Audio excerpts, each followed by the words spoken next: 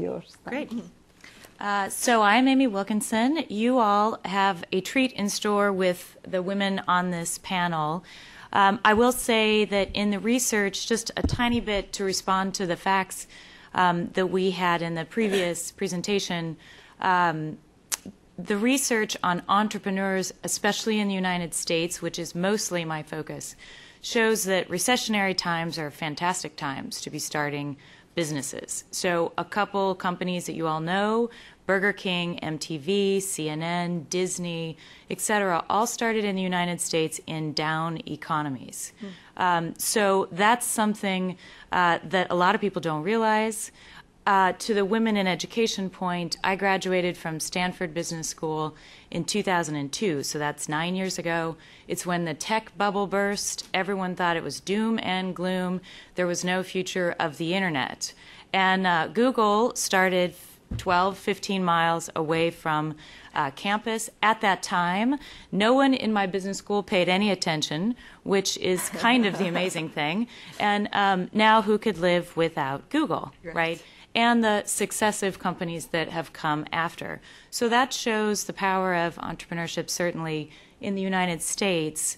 At one point in time, I started a company exporting art across borders from Latin America. It is even more difficult to do it internationally. And so we definitely have a treat in store in terms of learning, not only in the United States, but internationally.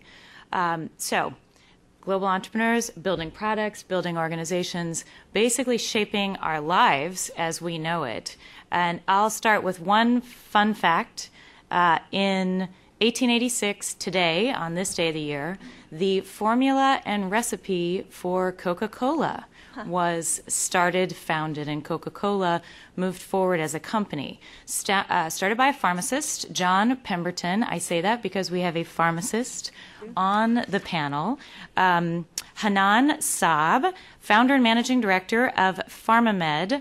She started as a pharmacist in the American University Hospital in Lebanon. She's also the founder of the MENA Businesswomen's Network and a number of other networks for women entrepreneurs in particular. She is from Lebanon.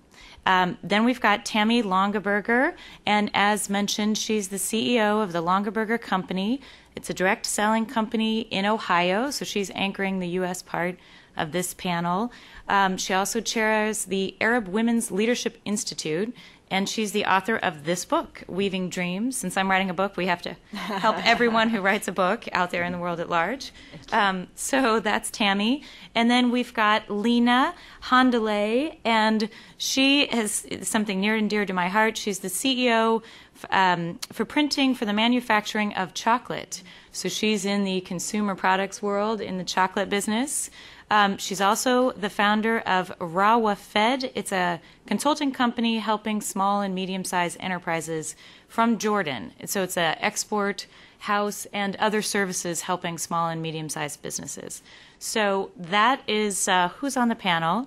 I'm gonna be a stickler for time. So we give each of these people 15 minutes. I have my iPhone right here with the clock on it, and I'm going to watch it very carefully. The questions that they've been asked to talk about, I'll give them to you all so you can help keep us accountable. What are the particular obstacles, financial, personal, social, institutional, that women entrepreneurs face? What are the advantages of growing your own firm as opposed to working for someone else? What organizations, national, regional, or international, are there to help assist women entrepreneurs? How can public policy help? So we'll do that for 15 minutes each person. Then we have open time for questions. I'll ask a couple questions, but it will really go to the audience, so please be thinking about the questions that you would like to ask. And why don't we start here, actually?